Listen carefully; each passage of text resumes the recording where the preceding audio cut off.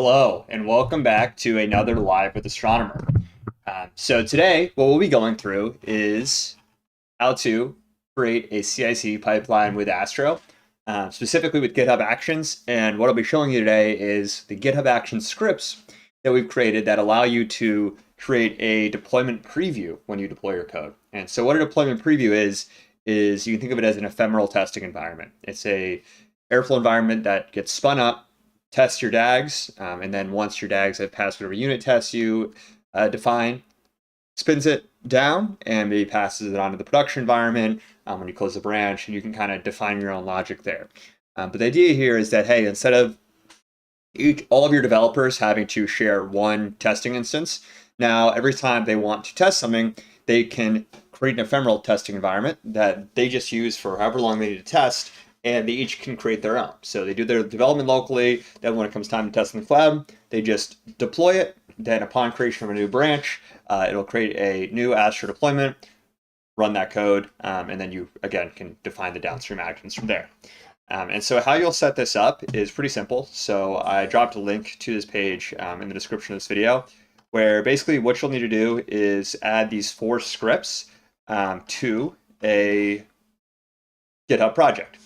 So these 4 scripts are going to be, if I go over into my GitHub project here, you'll have 4 workflows. And so one of them is going to be create deployment preview. And this is the one that allows you to create that ephemeral testing environment. And what basically is happening here is on the creation of any new branches so when I deploy, commit anything to create a new branch, it will then create a deployment for me and then deploy that image that I'm trying to push onto that deployment.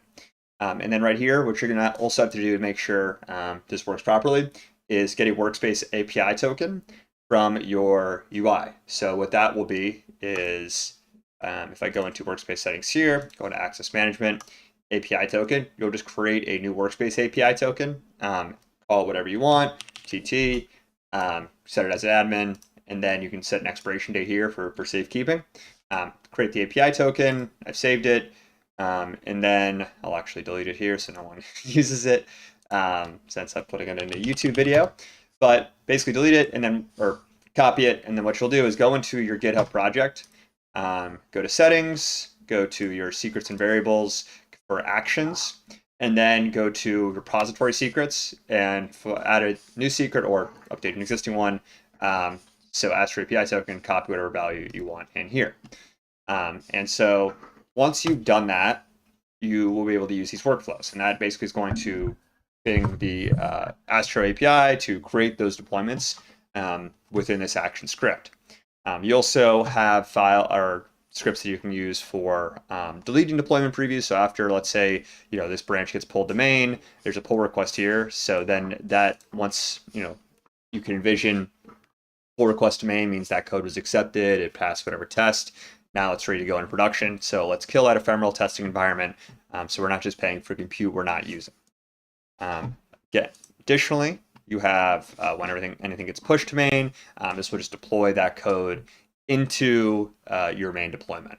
You can define that here. So this is, hey, once everything's done, have a way to actually take it from that testing environment into your main deployment. And then you also have the option to deploy to preview. So if I just want to update a deployment or a testing deployment, so let's say, hey, I just want to push some new code to that ephemeral testing environment I've already created. I don't want to create a new one. You can also have that action occur here, where on pull request from branch main, this would not probably be the branch you'd want this action to trigger off of. But here you're using that deploy action into that preview deployment. And so one thing to note is just you can see, it uses Astronomer deploy action VO2 here. And you can also, if you want to access it through the marketplace, you can go to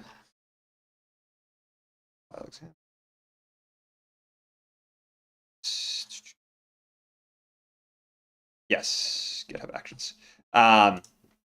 So if you go to the GitHub Actions marketplace, this is what'll show up is just kind of this little README. So add this GitHub action to your project. I found it easier to just add the scripts to a specific project. And it's important. So essentially what we're doing here, imagine this is my local testing Airflow directory. What you're going to want to do to get this started is upload it onto GitHub and then add these workflows within GitHub, because if you just add them to your local project, the workflows won't trigger when you deploy until you've deployed them into this GitHub repo, just because GitHub obviously is going to use the information that's contained within its own repo, not that which hasn't been pushed yet. So once you've uploaded, let's say from your local directory, and let me actually add that as a screen now.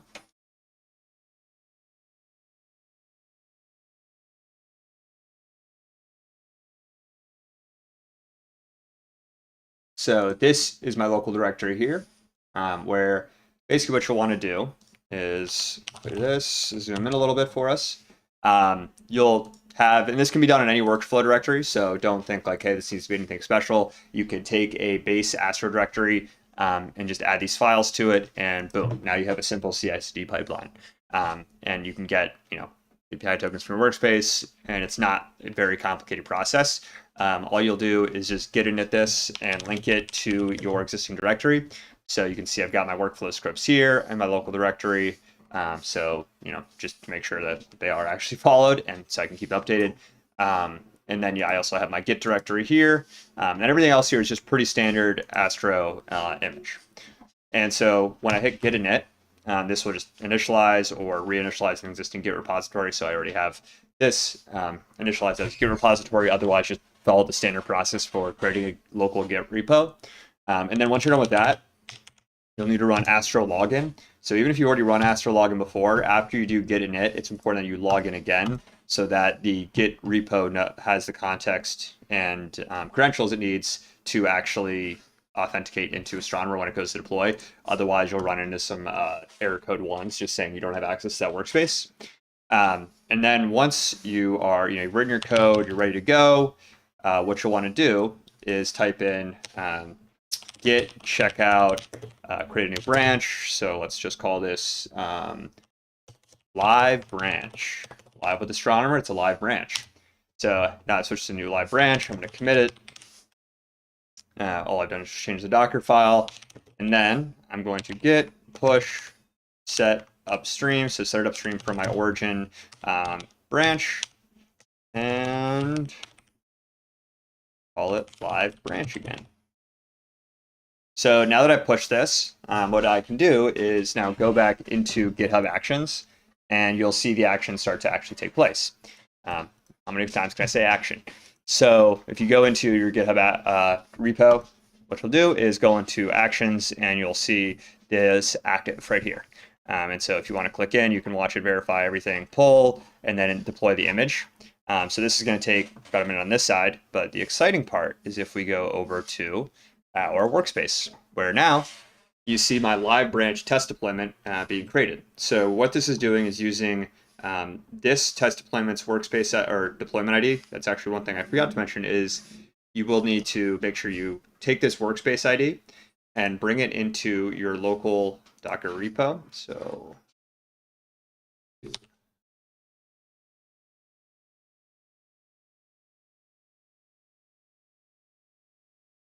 you go into your workflows here, you'll need to make sure that this deployment or whatever deployment ID you want to base your deployment preview off of, and just think of that as like, hey, this is the model deployment that is the base. So copy this deployment ID, put it into here, and this will allow you to create a new deployment based off of the configuration of a deployment that already exists. So you can't just create a raw new deployment. There has to be one already to be modeled off of. But if you think about it logically, you're probably always going to want to model your testing deployment off of your main one or off of a defined testing configuration, so you have the commonality across tests. And that's really it. So this will finish creating in another couple minutes. You can see it's been updated by the token I used here, TT. So to go back into access management, you can see this token right here. And now you have it. So in a few minutes, this will be up and running. If I open this Airflow, I already created. You can see I'm running Airflow up in the cloud. Don't really have any DAGs running since I just used this as a test instance. But yeah, I hope you learned something. This is a really cool function. I have never been a CICD pro, and I was able to set this up in about 30 minutes. So really hope y'all try it out as well and learn something and have fun with it. And I hope it makes your lives a lot easier.